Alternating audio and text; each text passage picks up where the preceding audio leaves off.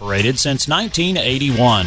The Inside Story is your custom decorating center with in-house designers, and the owners install your flooring too, so you know satisfaction is guaranteed. They sell carpet, wood flooring, ceramic tile, luxury vinyl, area rugs, wallpaper, paint, and much more. See the Inside Story's extensive showroom, Highway 16 South in Fredericksburg, online at theinsidestorytx.com. Gaddy's Pizza in Fredericksburg is a huge supporter of Battlin Billies Sports, students, and teachers. In fact, Gaddy's offers a lunch special for teachers and students Monday through Friday for only $6.99, and that includes a drink. Gaddy's Pizza also has pasta, dessert, and one of the best salad bars in town. Enjoy the game room. Kids of all ages love it. Gaddy's takes pizza seriously. 2931 Highway 16 South in Fredericksburg. Billy Pride, Iberalis. At the Bob Price Auto Group, we put the focus on you, where we strive for excellence in sales and service. Come see why we should be your number one choice. Check out this 2019 Silverado for only $28,990, or leased for $399 a month for 24 months with zero down. Or this 2019 Silverado Texas Edition, only $30,990. With the Bob Price Promise, we'll beat any other GM dealer's price. Visit us today or online at bobpriceautogroup.com. Arrowhead Bank has provided quality banking services for the Texas Hill Country for 96 years. This time-tested practice continues even in today's technologically advanced world. Online commercial services, person-to-person payments, and mobile banking are just a few of the products Arrowhead Bank offers for your financial convenience. Visit us today at arrowheadbanktexas.com and try us out for safe and sound banking technology. Arrowhead Bank, a better brand of banking since 1923. Member FDIC, Equal Housing Lender. All right, it's that time, ladies and gentlemen. Coffee with Coach, Game Day Thursday, right here, TexasRadio.net. And, of course, we're also live at United-Live.com with the television stream. Coach Moffet, good morning to you, sir. Thursday game day. Second one this year. Thursday game day. Second and last one, thankfully. Certainly a different deal playing on Thursday. You know, different dynamic to the week. Try to cram a Thursday and a Wednesday practice together on Wednesday. But I certainly enjoy it because we get to go watch our next opponent on Friday night, and we get to put this one to bed a little bit sooner than we normally would. So it makes for a little bit better weekend. And so anyway, and it's typically what you get when you play multi-school school districts. SAISD dictated that we played on Thursday night at Alamo Stadium. I wanted to play at Alamo Stadium. I kind of asked them, can we play there? And they said, well, if you play on Thursday, then you can. So I was like, okay. And then same way here, Bastrop High School plays on Friday night. And so we're playing Cedar Creek, so we got to play on Thursday night. So anyway, Thursday night, game day. It's a different deal on Thursday, that's for sure. Same game, though. It's still football. Same game. That's a good thing. Speaking of great games, my goodness, last week was just an epic back-and-forth battle against Tivy at home, and they showed a lot of class before the game. Coach Smith and I have been friends for a long time. We actually applied for the same job in 2005, I guess, and he got it at Cy Woods, and I didn't, and didn't really know each other then. But then when he came to Kerrville, we have gotten to know each other real well, and everyone talked about the rivalry, and people talk about hanging goats from trees and gutting deer and, all the things that happened, back in the day, the nostalgia of it. And for two guys that aren't from here, you understand that a little bit, but on the other hand, you're trying to teach your kids how to play with class and how to respect all your opponents and fear none, and how to, knock them down but pick them up, that kind of thing. And so just what a classy deal. He had called me earlier in the week. I'm sure everyone knows one of our players, Travis Cates, lost his father this year to bile duct cancer, and it's kind of been a tough deal for us. He was very close to our program, was part of our booster club, just the ultimate Billy fan. Older son Ryan played. When Ryan was a senior, Travis was a sophomore, so they got to play together. Anyway, long and short of it, we're dealing with a tough situation for a family, and so everyone has just been amazing, reaching out to the family, helping out whatever they need. And Coach called me on Wednesday and said, Coach, we're going to, some of our families got together and they took up a collection and got a basket. And I don't know exactly what they gave the family, and he said, we're going to wear number 77 on our helmet. And I'm about to cry right now talking about it. Because it's just unbelievable. It's an emotional. That, you think about, when you have that rivalry, you have to choose how to handle the rivalry. And as the leader of the program, as the captain of the team, as the assistant coach, the position coach, you have to choose how to be positive in that rivalry situation or be negative in that situation. And certainly when you go negative, you talk about hate and you talk about all the negative things that go along with, hating the other school or whatever. And I've been guilty of that. I've famously said I hate another school or whatever. And, infamously, really. But to take that rivalry and turn it into something positive was just amazing. I took a picture of number 4, Myers, their really good player. He had 77. They all did. And I took a picture of it before the game, and it was awesome. They all had that on their helmet. And then right before we went in the locker room, they came over and presented a little gift to the family. And, of course, it was on social media. And right. It's just an amazing thing to show the power of the game and to show the way the game ought to be vehicled into something bigger than the game, something bigger than the rivalry, something bigger than the hate and the animosity between the two teams. So I just thought it was great. And the way you ought to treat your fellow man. No question. It was just a beautiful thing. Well, and that's the lesson we're trying to teach these kids anyway. Certainly you can compete and you can be your best. And I told them all week, I told Travis first, I told Mrs. Cates first that it was going to happen. And then I told Travis, and then I told the team, and I said, look, this is an awesome deal, and this is an unbelievable thing, and we're getting through this together, and we're still going to kick their butt. Right. We're still going to, we're still playing to beat them. We're not fixing to soften up because, they did something nice. Certainly we're going to do something nice, and we're going to play hard. We're going to play to win, and that's the competitive nature of it, and just a great example of. I just thought the whole deal, that portion of it, parent night. The standing room only stadium. We sold $8,000 worth of tickets. We'd already sold out the reserve seating. That's incredible. Prior to Kerrville, we sold those out before the season even started, and then we sold $8,000 worth of tickets. And that's just paid customers coming in, and the line for people to get in the Kerrville side was almost down to the softball field. And we had to parking was past the softball field. It was unbelievable. We had to deploy more help to sell tickets. We had Christy Moore. She's manages the game. She's the game operations person, and she just did an amazing job. Her and I think Suzanne Hartman were selling tickets in line for people who had exact change. Like they're just walking down the line, selling tickets to people who had exact change so we could get them in the stadium. And you come out for that, and that's just the prime example of what Friday Night Lights are all about. It was electric, and it carried over to the game, and then it carried itself all the way through the game. And then, Coach Jones and I got together after the game, and we were like, wow. Yeah, it was incredible. This was unbelievable. And what he said to me is, he said, the only thing that's bad about this is that somebody had to lose. And I said, yeah, you're right. You're right. We did lose. Certainly not happy about losing. But still an epic game. 42-35. It came down to whoever had the ball last. Now Beard with the hit. I hear it ended up. The UIL ruled it a clean hit. Well, they didn't rule it. That's on me. That was kind of misinterpreted. Okay. By fans and stuff. Okay. UIL certainly changed that rule a little bit. They gave the officials this year the ability to not eject a player. Prior to this year, it was an automatic ejection if they called the penalty.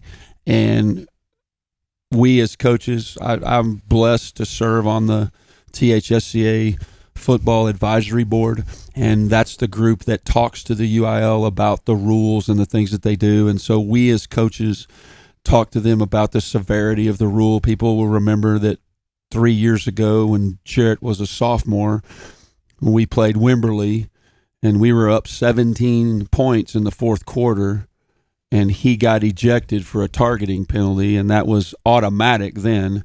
If they called targeting, it was automatic, and he got ejected, and we eventually lost the game in overtime. So it had a significant impact on our game. And stories all over the state of the fact that the rule was arbitrary and it just said if you get a targeting penalty, you're out of the game. Kind of unfair for high schools. Of course, at the pro level and the college level, they can go look at it on the video. Right. And that's what gives them the grace period to say it was or it wasn't flagrant. Certainly, safety of kids is most important. We want to keep every kid safe.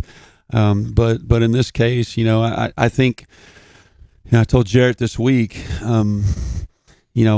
that's probably going to be an ejection every time because the player was unprotected. The problem is I don't know how to teach a defensive back to allow a kid catch a ball across the middle. That's just not part of football. Right. I mean, you can't teach a kid not to tackle. Used to when we played, you're going to get jacked up. Well, if you catch one.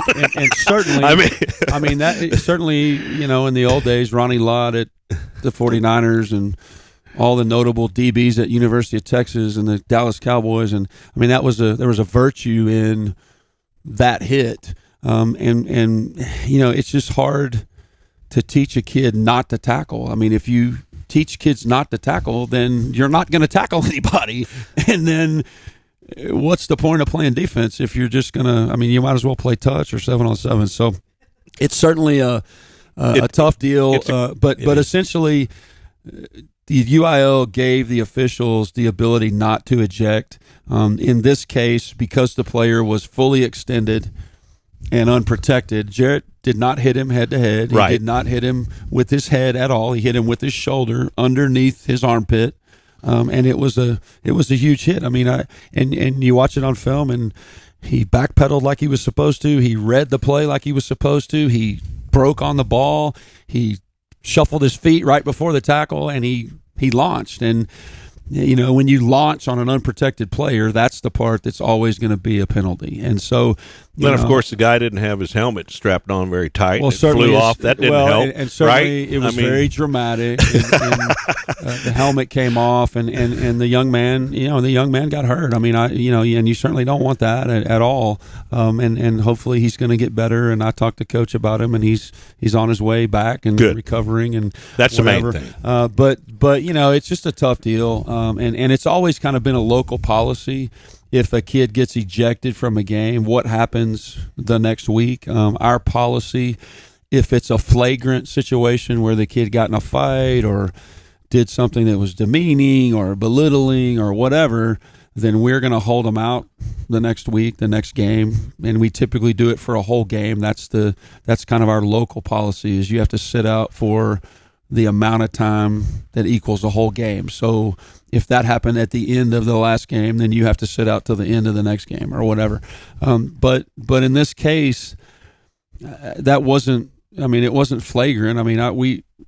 Jarrett's doing his job, right? And I'm not fixing to punish a kid for doing his job. And I don't think that any coach would disagree with me. They might. I don't know, but that befalls on me. I'm friends with people at the UIL. I sent a text to a good friend of mine, Brian Polk. He's the UIL football guy, and he texted me back the next morning and said, "Look, Coach, it's up to you. There's no mandatory, whatever." So I guess in regard to did they rule? Yeah, they did, but it's my decision, and I'm not gonna punish the whole team and punish a kid because he did his job.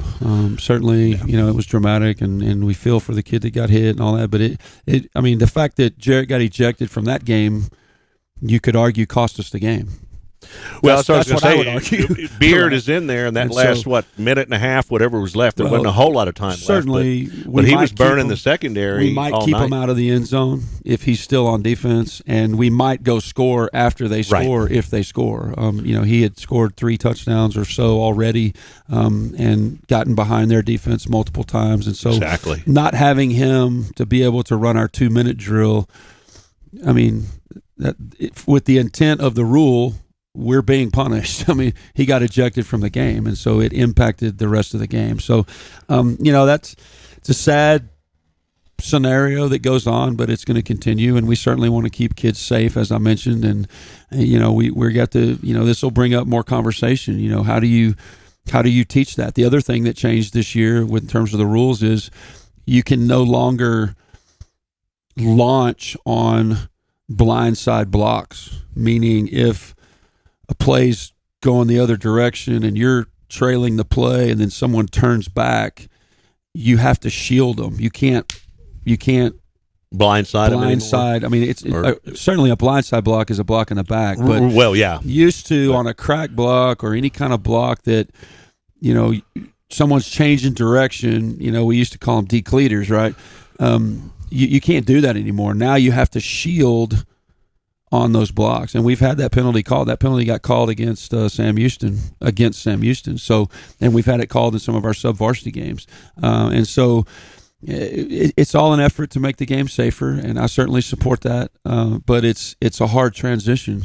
It is, because if you don't tackle well, you lose. I mean, look at the Aggies. And if you don't block well, you lose. Look at the Aggies last week. Like I posted on Facebook, the Aggies aren't tackling, they're tickling. Right. No, but I saw that. And well, I mean, if Caden Stearns tackles the kid on the 3rd and 17, UT beats LSU. I mean, and it's not that kid's fault, right? I mean, every player that's played the game has missed a tackle. But if you're teaching not to tackle, then you're not going to tackle.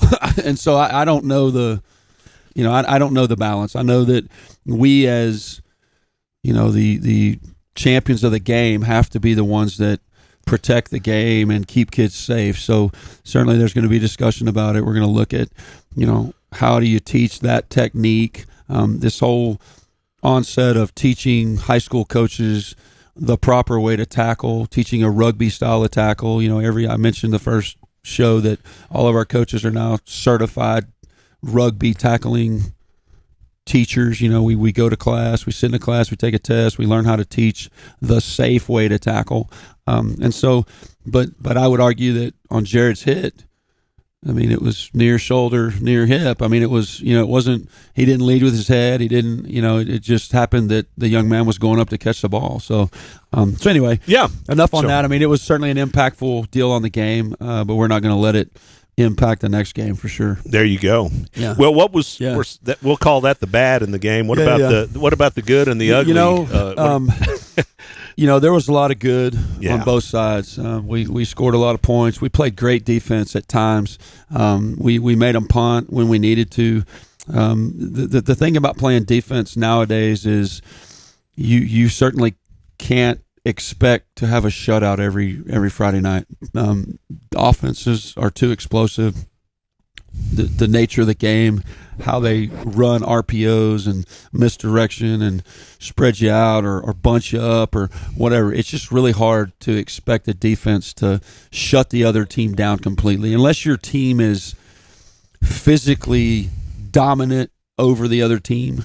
Then you're not going to be able to shut the other team down like you would like Coach Wilder would like I would like. I would love to pitch a shutout. That would be awesome.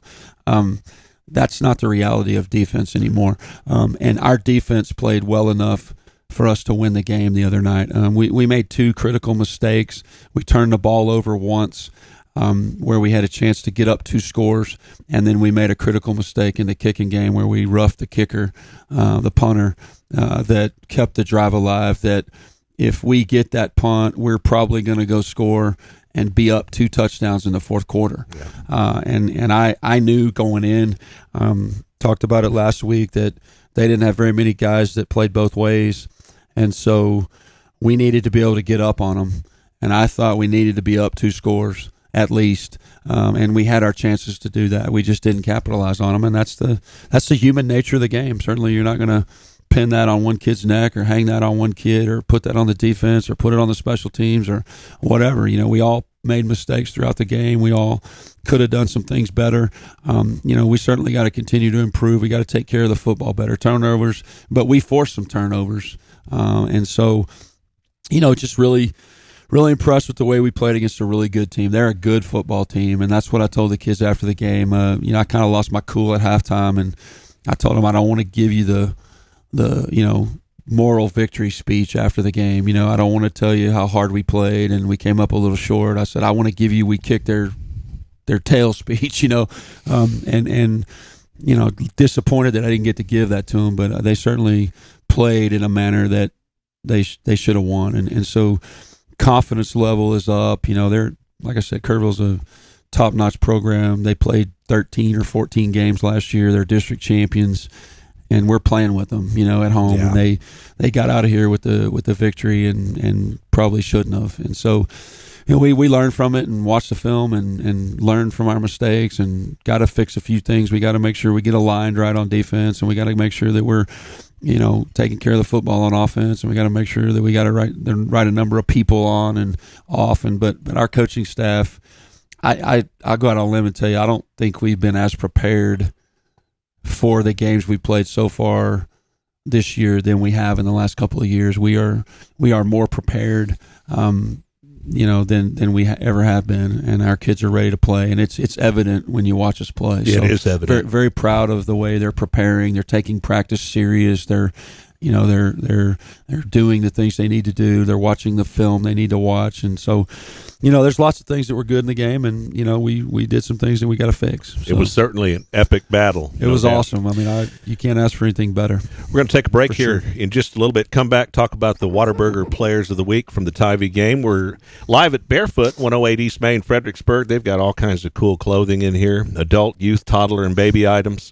Something for the entire family. Hats, tees, tanks, polos, and a whole lot more. They certainly take care of us. We appreciate the partnership with them. Battlin Billy pride. No doubt. All over the place. All certainly over the get store. Your Battlin Billy gear.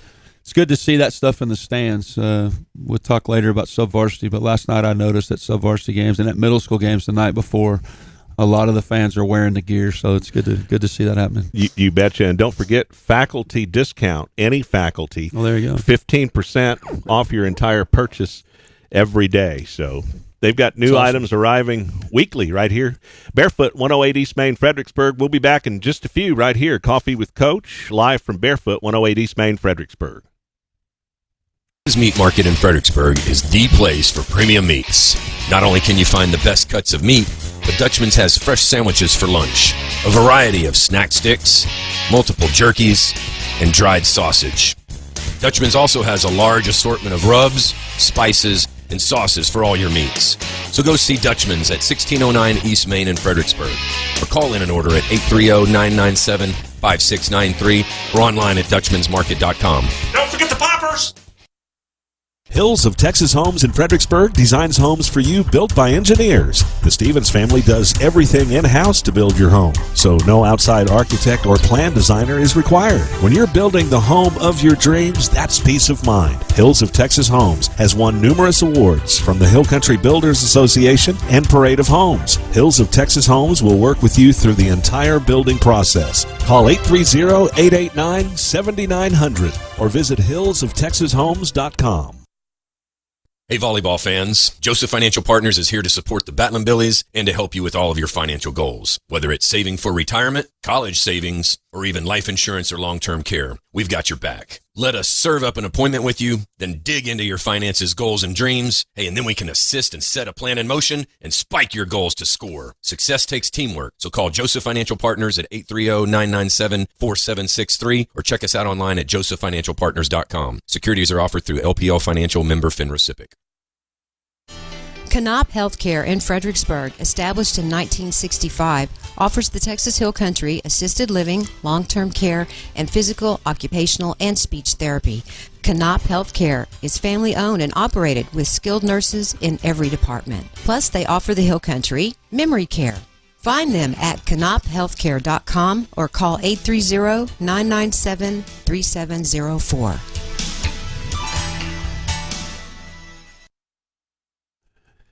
And we are back live at Barefoot 108 East Main. Fredericksburg getting ready for a big game tonight, but we're still going to talk about the Whataburger Players of the Week from Tivy from last week. Yeah, you bet. First of all, shout out to our team dinner sponsors. I got to do that too. Absolutely. I gotta pay the bills too, right? Auslander, Airport Diner, West End Pizza, and Backwoods Barbecue all have, over the last couple of years, partnered with us and helped our Billy moms in feeding our kids on their team dinners. And it's really a cool deal. Last night they did it at the Gallagher's house. Sometimes they do it at parents' houses, and then sometimes they do it at these restaurants. And it's a team bonding deal. The kids get together, they eat together, they hang out together. Last night I think they did a little bit of hazing. I think they threw all the rookies in the pool last night. So all the kids that were new to varsity, I think, got thrown in the pool. So I had to make sure that they weren't bullying and they weren't hazing anybody. So, but I know that they all got thrown in the pool last night. So anyway, thanks to them for doing that. And then our Whataburger Players of the Week. First, I always like to talk about those guys. JV Red player. JV beat Kerrville 24-19 last week. We talked about that last week. And just a young man that did a great job. Number 10, Cole Immel. And a lot of people don't know this. Cole is actually the backup quarterback on varsity. He battled for the position during training camp.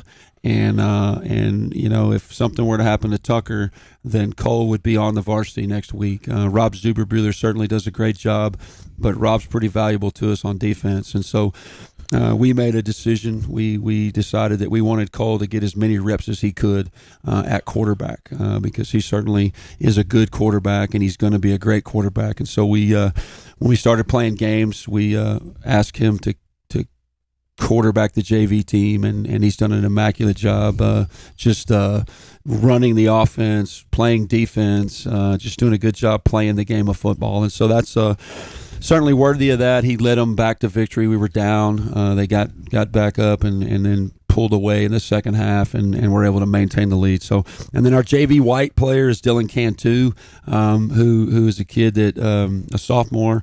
Our JV White team is made up of 21 sophomores and 13 freshmen who might otherwise not get the opportunity to play as much as they need to get better this year. And actually, Kerrville had a white team as well, so we were able to play them, and they came out victorious as well. They beat Kerrville's white team, and Dylan scored both of our touchdowns. I think we beat him 16-6, and so he did a great job, and he's a fast little dude. I mean, he's very small, but he's really, really fast. He's hard to tackle. So did a great job. And then our freshman player, freshman kind of took it on the chin. They got beat 33-14. It was a close game through three quarters, and then Kerrville kind of pulled away from us at the end. But Matthew scored both of our touchdowns, a wide receiver and a defensive back, and just a good young man that we're looking forward to having a great future in our program.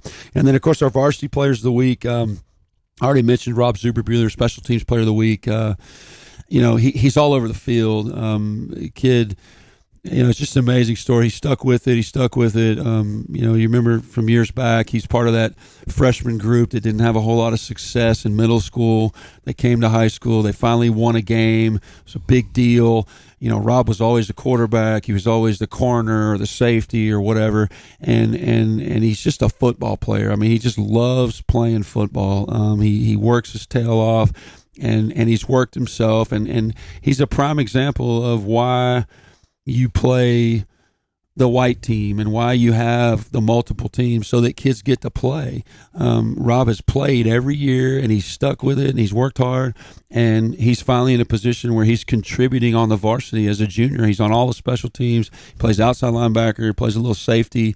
He had some huge plays the other night against Kerrville in a huge 5A, 4A varsity football game that mattered. And I promise you, when he was in 8th grade playing on those teams that weren't very good, not a whole lot of people thought that he'd be, the player of the week against Tivy. And so that's a testament to him, his family, what he does, and what our program's all about is for kids like that to be successful. So, and the defensive player of the week is Jack Gallagher. arguably could have been offensive player of the week too. Certainly graded out the best on our O-line. Defensively, he had the most production points. He recovered a fumble. He had a couple of sacks. He was all over the place. And I'll just say it as it is. He finally pushed past his threshold and played at the level that he's capable of playing at. He played so hard that he couldn't see after the game. Like, he literally, like, we had to put him on the cart and drive him off the field because he played so hard. He didn't get hit. He literally gave it all he had. And Coach Wilder eloquently challenged them at halftime. Don't let the fact that you're playing both ways make you conserve energy. Give us all you got. And what Jack realized is that I can give you all I got and I'm still going to be alive. It's going to be okay. Certainly he was stammering around at the end of the game and he couldn't see. And so, we have medical personnel there to take care of you, but he finally, and to me, that's a maturity thing. I think you learn that as a man. I think most men like me don't learn that until they have children. You don't realize that you can go 2 or 3 days without sleeping, right? Right, yeah. But when you have children, you learn that lesson, right? Every one of us that has children knows that you can do whatever you need to do to take care of your children. And that's why this is such a great lesson, because Jack learned that his body can take way more than he ever thought it could. And that's why he played so well. I mean, he was dominant. He was dominant. He dominated them up front. He got the block that sprung Beard on the first touchdown. He recovered a fumble. He's making play. So it's just a testament to believe it and go do it, and he did it. So, and then on offense, number 2, Tucker Elliott, he's had a great game. I think he had 124 yards rushing, 270 whatever yards passing. Just amazing stats. Balance in the offense. He's spreading the ball around. He hits Winicky for some big passes. He actually went through. This is amazing for a high school quarterback. He hit Winicky on the backside early in the game, and that was like his third progression. So he's got a pre-snap read. Snap happens. He's reading over here. He goes to 1. He goes to 2. They're not there. He goes back to 3 on the backside, and he throws a little dig route, a little slant route to Winicky on the backside. You just don't see high school quarterbacks doing that.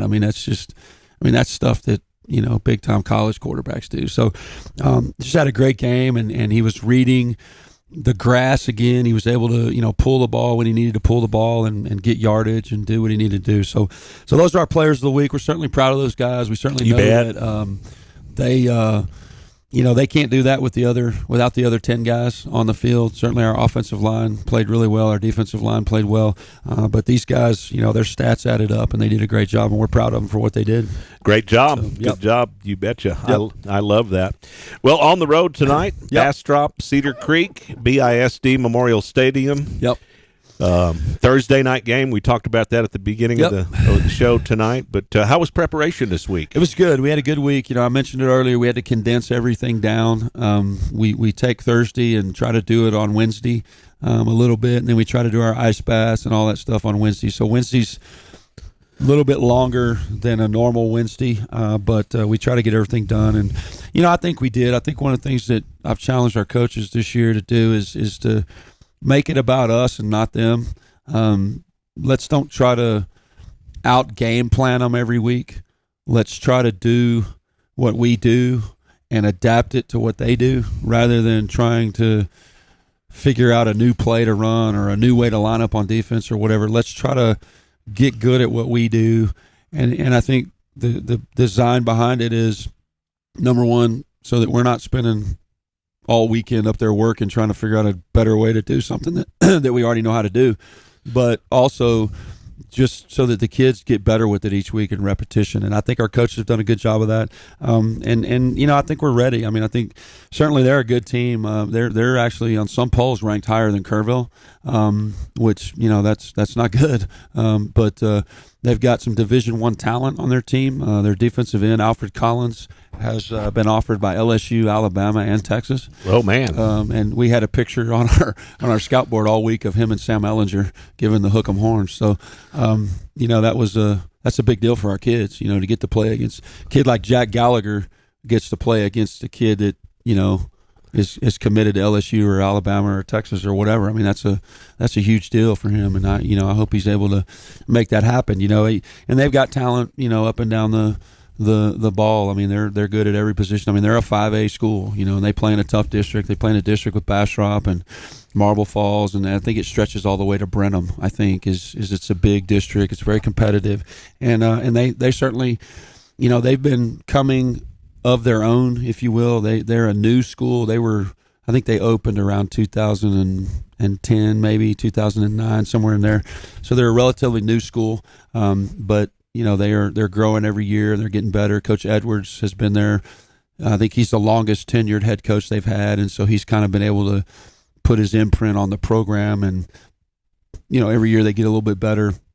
Last year we were lucky to get out with a win at home, so they're certainly very competitive, and it was not going to be our schedule. These first 5 games, there's not any easy opponents. So, but that's by design. So, hopefully we can go over there on a Thursday night and be ready to go. What offense do the Eagles run? Yeah, they're a spread offense, very similar to us. I think they try to spread you out. They're trips and doubles most of the time. They'll go 2 back sometimes. They'll be in 1 back, and they've got 2 pretty decent running backs that are pretty fast and can get gone in a hurry.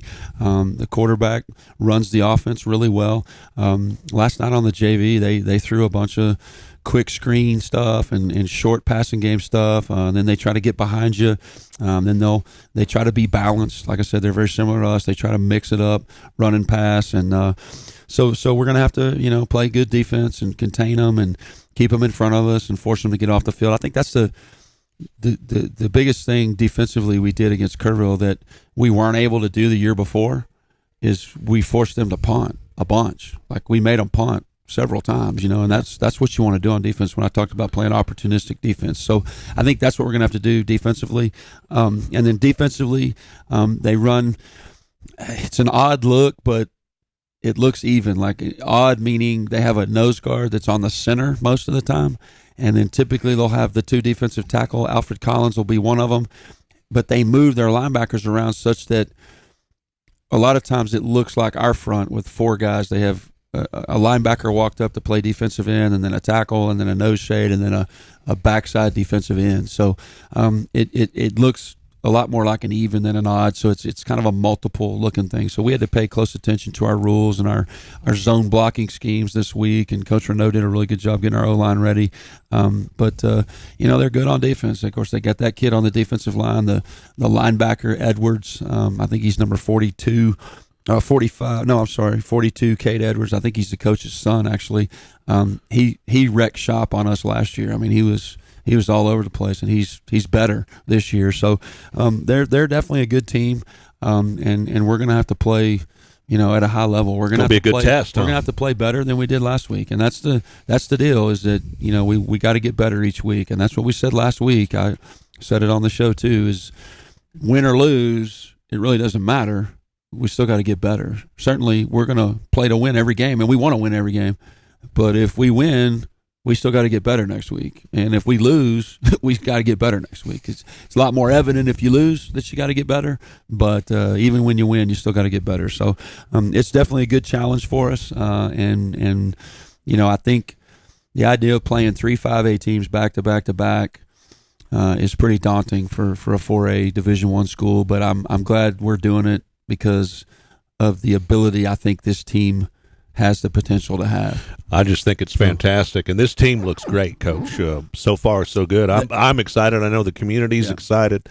They're certainly executing well, looking really good. Yeah. So, all right, we're going to take another commercial break. We'll come back, talk about sub-varsity, keys to victory, and a whole lot more. Some of the other fall sports. We'll talk about that too coming up right here. Coffee with Coach, live from Barefoot, 108 East Main, Fredericksburg. When you have an accident in that vehicle you rely on, there is peace of mind in the Hill Country. Lance's Body and Paint, they offer all types of collision repair. They work with all insurance companies. Lance's Body and Paint is iCar certified, so you know you're getting the latest repair technology in Fredericksburg and in the Texas Hill Country. Lance's Body and Paint, Highway 290 East in Fredericksburg, supports our Fredericksburg Battlin Billies. Call 830-990-2900. Toch Well Service will take care of all your water well needs that come after drilling. They specialize in water pump installation and repairs, servicing windmills, solar pumps, jets, submersible pumps, and pressure tanks. Toch Well Service has been in business since 2002 with 83 years combined experience. Their entire staff is dedicated to their customers. Toch Well Service supports all men and women in the United States military and first responders. Toch Well Service, 830-997-2413. On the web, hillcountrywaterwell.com, and look for them on Facebook. Hill Country Refrigeration has provided the Texas Hill Country with quality heating, air conditioning, and commercial refrigeration service for 45 years. They offer dependable, friendly, and professional customer service. Hill Country Refrigeration can also assist with new construction design and installation. Hill Country Refrigeration, customizing comfort in the Hill Country since 1974. Call 830-997-2584. Online, hillcountryrefrigeration.com. License number TACLB 005208C. All right, ladies and gentlemen, we are back. Coffee with Coach, TexasRadio.net, live at Barefoot, 108 East Main, Fredericksburg. Coach Lance Moffet, J.D. Rose with you this morning. How did the sub-varsity come out last night? I know you briefed on that a little bit. Yeah, it was a good night. We split with Cedar Creek last night. Our freshmen got back on the winning track, won a big game against Cedar Creek. Didn't know if we were going to get it in. We got the bottom fell out. Praise be to God for the rain, right? Yeah. I know to say that in the agricultural community, no doubt. We always love the rain. It just happened at the wrong time for a football game. So we certainly don't cancel football for rain, but we had lightning in the area as well, so we had to pull everybody in, put them in their cars, keep everybody safe. We were supposed to kick off at 5. We went through about 25 minutes of start overs. We kept getting lightning. If lightning happens within a 10-mile radius, then we have to wait 30 minutes. And so the first one happened, and then about 3 minutes later, another one happened, and then another one, and so you have to wait for the storm to kind of get past you. And once the storm gets 10 miles away, then you have to wait 30 minutes. So we did that till about 5:54, I guess. We came out of the field house at 5:54, and we tried to kick off at 6. We ran a shortened version of the freshmen. We were going to do a fifth quarter so that the backups, the kids that played on that JV white team, could play the freshmen. We decided to cancel that due to time constraints. We didn't want Bastrop Cedar Creek to have to, get out of here at, midnight last night or whatever. So we agreed to play 8-minute running clocks. Typically you play a 9-minute quarter in a freshman game. So we agreed to shorten the game a little bit so that we could get it in. And our freshmen just did a great job. They started off the game. They went down and scored. They stopped them, made a punt. They went and scored again. I'm not sure what the exact final score was, but we put it on them pretty good. And our freshmen looked really good executing. Very pleased with the way our freshmen are playing and the way they're preparing and the way they've come together. They were disappointed last week because they lost, but they bounced back and prepared well and had a really good game last night. And then our JV lost a heartbreaker 26-20, but that's not even close to being reflective about the way they played. They played extremely well, extremely competitive, and of note, Bastrop has 3 kids who are varsity players who are awaiting eligibility to play varsity.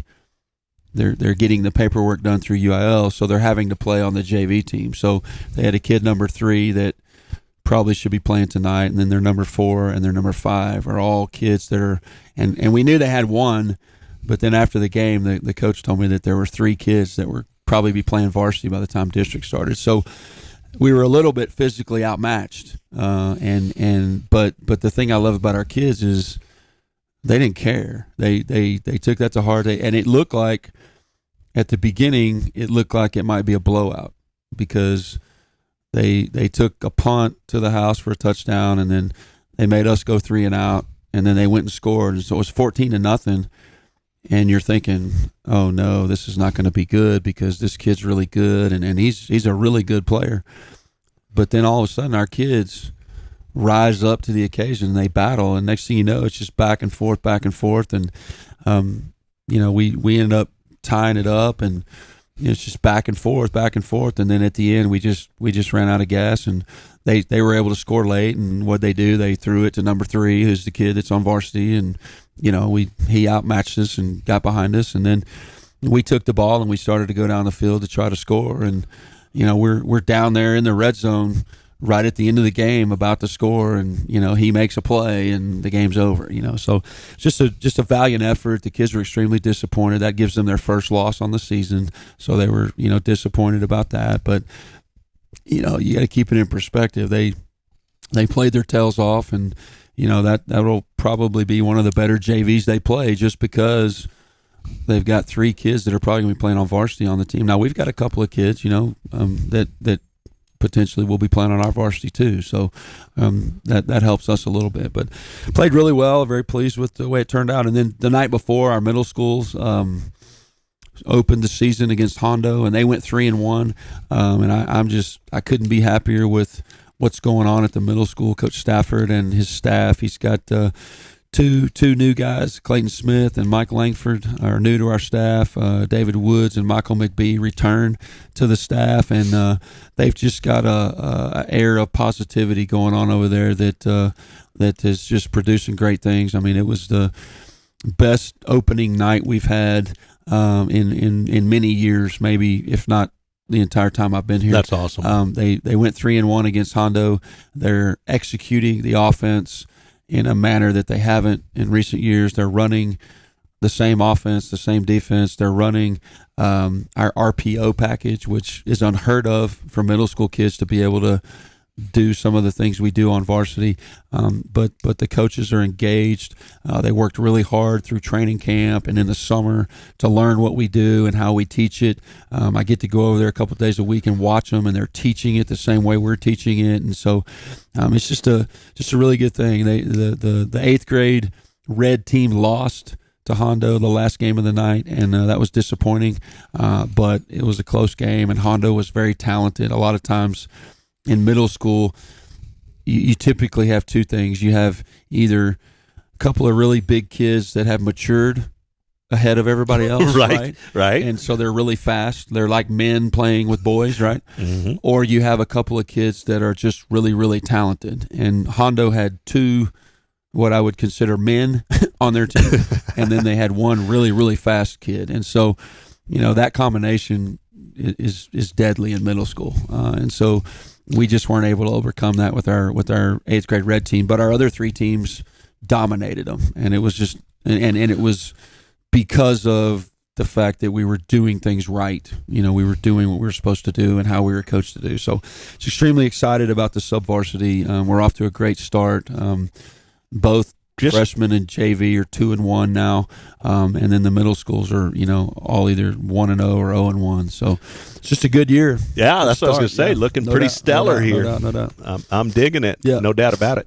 Keys to victory over Cedar Creek tonight. Yeah, they're the same always. Offensively, can't turn the ball over. We've got to sustain long drives. We the best offense. Or the best defense is a great offense, right? We want to keep their offense off the field, just because of the nature of the game now. It's just so hard to play, old school, only give up 7 points and 100 yards rushing on defense. That's almost impossible. So the more you keep their offense off the field, the better off you are. That's one of the things I'm really pleased with our offense, is being able to sustain drives and eat up clock. I venture to say that I think against Kerrville, the time of possession was pretty close, but I know against Sam Houston, it wasn't even close. I mean, we had 3/4 of the game. We had the ball. So, we got to take care of that. We got to take care of the football. We've got to capitalize when we get in the red zone. We've got to be able to get points every time we get in the red zone. I said last week, I think our young kicker is going to win a game for us at some point. And, I thought he might have a chance last week, but when it came down to it, I told the kids, we're going down, and we called timeout, and they came up, and I said, look, we're going to go for 2 because we're not going to go to overtime. Like, we're going to try to win this game at home in regulation. And so, but hopefully as we move forward tonight or in the future, a game's going to come down to our young kicker, kicking a field goal or whatever. So we're going to have to do some of that. And then defensively, we're going to have to get lined up right, most importantly. And we're going to have to continue to get better at tackling. And we're going to have to get better at communicating. I think that's something that we're struggling with right now on defense, is communicating the calls and making sure that everybody's lined up right. And that's a hard thing for defense. Is to make sure that we're all on the same page and we're all communicating the same thing. Especially if the other team's running a hurry up, then it gets even. And against Kerrville, it was very hard because they go so fast. Yeah. And so you're trying to communicate, and and Coach Wilder has the saying with them: if we're all wrong, we're right, right. So if we all think that the call is left and the call is actually right, it's okay because we're all doing the same thing. That's right. But if 10 of us think the call is left and one of us think the call is right, then we're in trouble because somebody's fixing to score. So that's kind of the mentality we got to have on that. And then special teams, I think we've done a good job of that so far. Special teams played a huge role against Kerrville, both good and bad. In the punt game, we got a roughing the punter, they got a roughing the punter. It was able to kind of balance itself out. But I think we made some big hits on some of the kicking game. I thought the punt game was pretty good in terms of possession and moving the ball. We just got to continue to do those things. But the biggest thing we talked about last week, and I think it carries over to this week, was last week our word was contagious, positive, and so it was about how are we going to react to adversity. And I couldn't be more pleased with the way we responded. The game against Kerrville was like a heavyweight prize fight, right, where the two fighters are just taking haymakers and just bam, they punch, and every time they score, our defense is coming off, and I'm saying to the kids, all right, we got to punch back, let's go, and we're talking to the sideline, hey, we got to go score, we got to answer, and every time they answered, and that's uncommon with teenagers to see teenagers give that much and continue to give and continue to give and continue to give in the face of adversity. And so really proud of that and hope that continues. Our word this week is consistent. And so we talked about we've got to be consistent with the way we react to what's happening to us. And so that's kind of the key to it. I hope we get those things done and react, because there's going to be bad things happen. They're talented. They're a talented team. We've already talked about that. They're going to score. They're going to make tackles. They're going to force turnovers. They're going to do the things that are bad that happen in a game. And so how are you going to react is what matters. So awesome. Yeah. Looking forward to it. Should be another epic battle tonight. No doubt about it. I'm fortunate.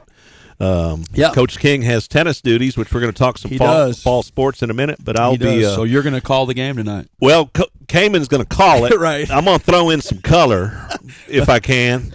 Yeah, and you certainly do. But I'm looking forward to that. But yeah, no, it'll be good, and that happens. Coach King. We'll talk about team tennis right off the bat. Yeah, they've got a big matchup at home. I encourage anybody that's not traveling to Cedar Creek to watch us play to go watch some team tennis. If you haven't watched team tennis, certainly it's awesome to watch. The team tennis concept is great. They play all of their doubles matches and keep score, and then once the doubles matches are over, then they start playing singles matches, and basically it's the first 1 to 10 wins, basically. And so you play, 6 doubles matches, and then you start playing your singles matches, and then the first one to get 10 points wins. And typically it's very similar to a team sport in that if you're paying attention, you know what the score is, and you know how many points you have, and and Coach King's got it down to a science. I mean, he knows immediately who's probably going to win the match for us. And then once it's over, once you get to 10, it's done. Everybody's done. They clear the courts, and it's over, and you move on. So, and Wimberley and Bernie arguably are our two biggest district opponents. Wimberley's coming to our place tonight, so I would encourage anybody that is not going to Cedar Creek to come watch a tennis team. It's a fun deal to watch, and they've got a great venue, and Coach does a great job of hosting it and maintaining a quality program. So, and they're on their way to doing what they need to do. And then volleyball played a long way. They went to Poteet. Luckily, they had early night. They blanked them. They all three teams blanked them. They won in 2 on the JV and the freshmen, and they 1 and 3 on varsity. So they got an early night. I saw Coach Raymer posted that on Twitter. He said early night or whatever. So that was good. They went a long way, and they got to come home early. So and they're continuing to get better. They're off tonight or tomorrow, Friday night, and then they come back next week, and they've got 2 home games, and then the following week they start district. So they play Divine at home on Friday, which is homecoming when we play Wimberley.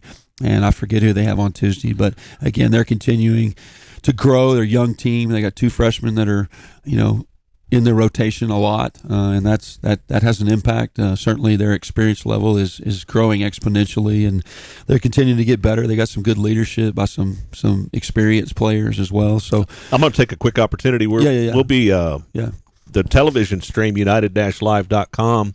We'll have a lot of the volleyball, especially district. Of course, we'll be having some of the matches next week, but you can watch them at united-live.com with the simulcast with texasradio.net. So that's a cool thing. It's been a great thing. We've talked about it a lot, and hopefully we'll continue to grow that. That's always been kind of a part of our scoreboard project and all of that. And luckily, Paige has kind of helped us and is working to help us push that along so that we can get that going with all of our sports and kind of modernize the program a little bit so that people that can't go to the game can actually see the game. So very cool. We'll get that done. And then lastly, cross country. Just to remind everybody, we're hosting our home meet next week on Wednesday.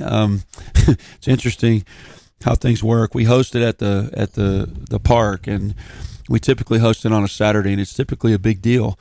But this year, someone had booked a wedding on our Saturdays, and they won't, because we bring so many people there, if you don't book it first or whatever. So anyway, instead of hosting on a Saturday, we're hosting on a Wednesday, and so it's going to be a home meet on a Wednesday next week, and it's a big deal. Coach Aldridge has done a great job with our team this year. They're continuing to get better. The boys are looking really good. The girls are certainly improving each week, like he has a tendency to force them to do through his training regimen. And so looking forward to big things from them as they move toward district, and hosting our meet is always a big deal. So that'll be I'm not sure exactly what time it starts, but I want to say it starts around noon next Wednesday, maybe later in the afternoon, 2 or 3 o'clock, but it'll be a big deal. And so I encourage anybody to go out there and check it out during the week and see how they're doing. And of course, everybody's just doing our thing.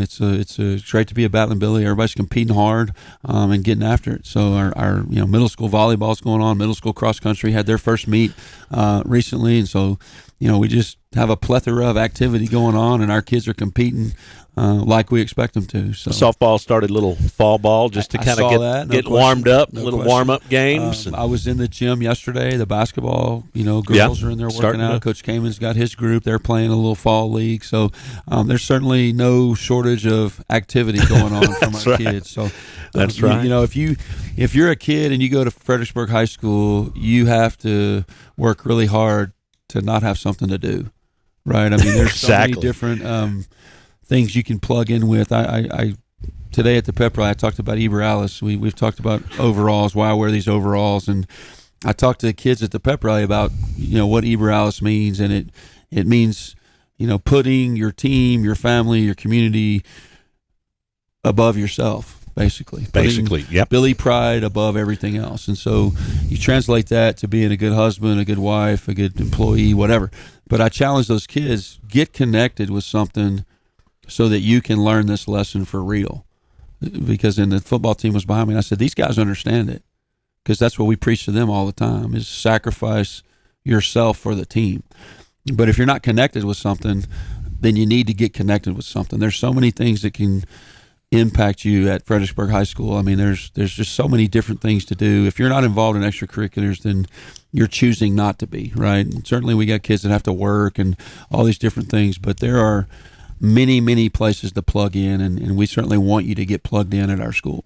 Got a wonderful school district. No doubt, no question. Without a doubt. No doubt. Well, Coach, go get them tonight, and that's going to wrap up our show. But take care of a little business. Man. I appreciate all you're doing. Appreciate the fact that you guys are broadcasting, and we're doing this on United streaming, and it's going to be a good year, and hopefully we'll keep it going. We'll keep it rocking, no doubt about it. A lot. Well, God bless you, folks. Y'all have a great day. Don't forget the football game live tonight, TexasRadio.net. Looking forward to the broadcast this evening. Y'all have a great one.